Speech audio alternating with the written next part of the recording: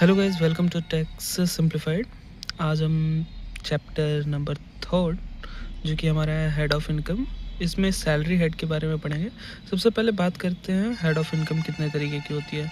तो ये होती है 5 तरीके की। फर्स्ट जो होता है salary, second income and gains या फिर प्रॉफिट एंड गेंस कह लो फ्रॉम बिजनेस और profession, income from housing property, capital gains and then other incomes. हम यहाँ पे फर्स्ट यूनिट की बात करते हैं, जो कि बात करता है किसके बारे में, सैलरी के बारे में। अच्छा, सैलरी जो होती है वो कुछ कंडीशन सेटिस्फाई करने पे होती माना जाता है, हम उसको मानते हैं कि वो हमारी सैलरी है। तो सबसे पहला क्वेश्चन मैंने वही डिस्कस करना सोचा है कि when income charges salary and it is taxable. First जो कंडीशन होती है वो होती है कि एम्प्लॉय और एम्प्लॉयर का रिलेशनशिप होना चाहिए किसके बीच में, पेयर एंड रिसीवर के बीच में।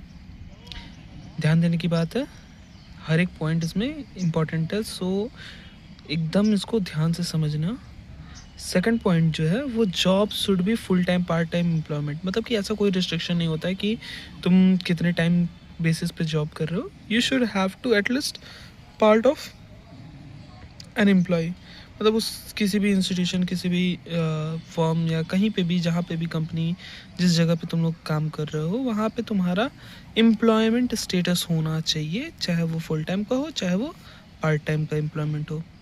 थर्ड जो होता है वो for going of salary, if salary accrue income tax charge. देखो, कहने का मतलब है ना कि जो सैलरी होती है, अगर हम देखते हैं कि कोई भी ऐसी सैलरी जो कि एक्रू होती है, ठीक है, जिसको हम कंसिडर करते हैं कि कोई हमारी इनकम जो है वो एज अ सैलरी है, तो उस पर जो होता है वो टैक्स ज़रूरी होता है कि चार्ज हो, ठीक है। अच्छा, कुछ कंडीशन जो होती है उसमें सैलरी चार्ज जो टैक्स होता है वो एक्सक्लूडेड होता है। जैसे कंडीशन है सरेंडर ऑफ सैलरी। अगर हमारे पास कुछ सैलरी अमाउंट है जो कि एक्स्ट्रा है, मे बी जिसके वजह से हमको हायर टैक्स चार्ज कर हो सके। जैसे कि एग्जांपल लेते हैं ना कि अगर मैं 2.5 लाख कमा रहा हूँ, ठीक है, और 2.5 लाख में कुछ हज़ार ज़्यादा कर देते हैं। जैसे कि मान लो 2,51,000 कमा रहा है, 251 के, ठीक है। तो इससे क्या होता है कि 1K पे की वजह से अगर हम टोटल एक्रू करके चलते हैं तो इसकी वजह से हमारा जो टैक्स स्लैब में हम आ जाते हैं, ठीक है, क्योंकि हायर सैलरी हो जाती है और उसकी वजह से टैक्स चार्ज हो सकता है। और इस पे जो है रेट ऑफ टैक्स जो होता है वो मे बी हायर हो जाता है अमाउंट। तो उसको हम अवॉइड करने के लिए जो है क्या करते हैं कि अपना जो इनकम होता है उसको सरेंडर कर देते हैं गवर्नमेंट को, ठीक है, सेंट्रल गवर्नमेंट को।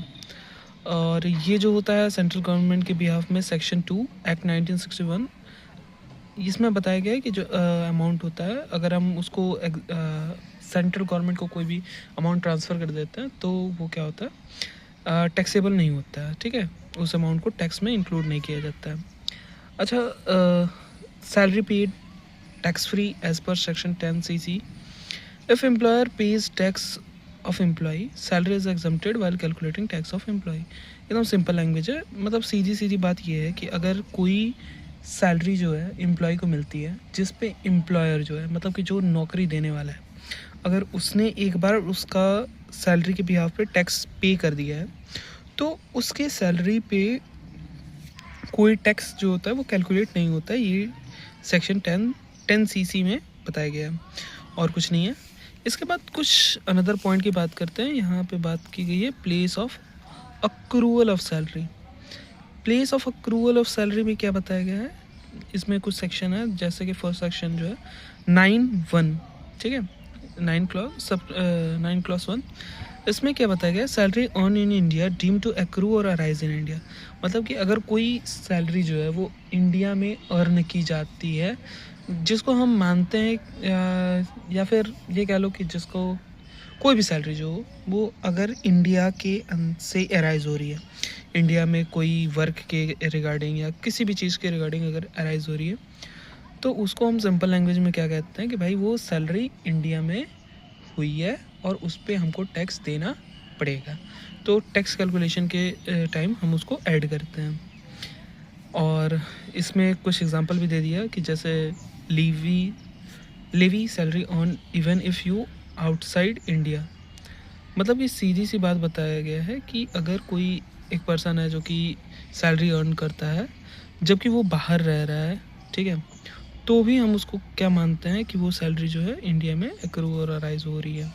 सेकंड, अगर किसी को भी पेंशन मिल रहा है, मे बी वो पर्सन बाहर हो इंडिया के, फिर भी हम उसको क्या मानते हैं कि वो पर्सन जो है इनकम जो भी अर्न कर रहा है वो इंडिया से ही अराइज हो रही है।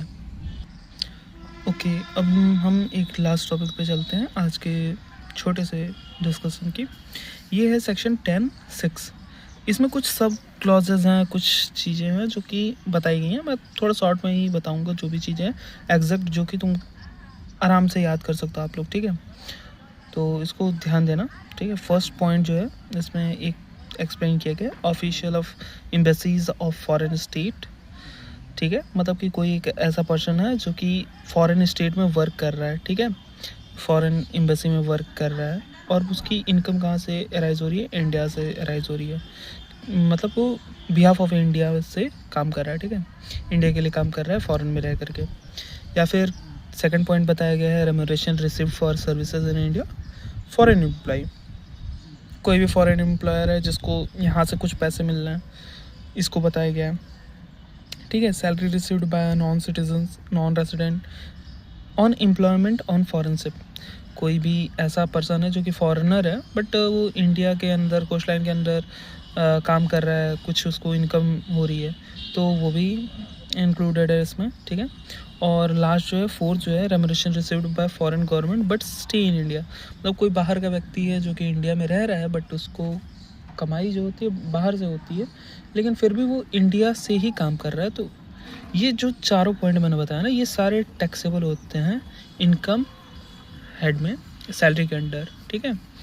और ये हमारा शुरुआत के कुछ 2-3 पेजेस का डिस्कशन था जिसमें हमने बस ये बताया गया था, मतलब इस टॉपिक को डिस्कस किया है कि कब हमारा इनकम जो होता है वो चार्ज होता है as a salary. Thank you. और अब हम यहीं पे अपने टॉपिक को स्टॉप करते हैं, फिनिश करते हैं। नेक्स्ट टॉपिक जो होगी वो हमारे बेसिक ऑफ चार्जेस होगी, और इसके आगे वाली टॉपिक ऐसे ही छोटे छोटे वीडियोस में हम पोस्ट करने वाले हैं आज से कंटिन्यूस।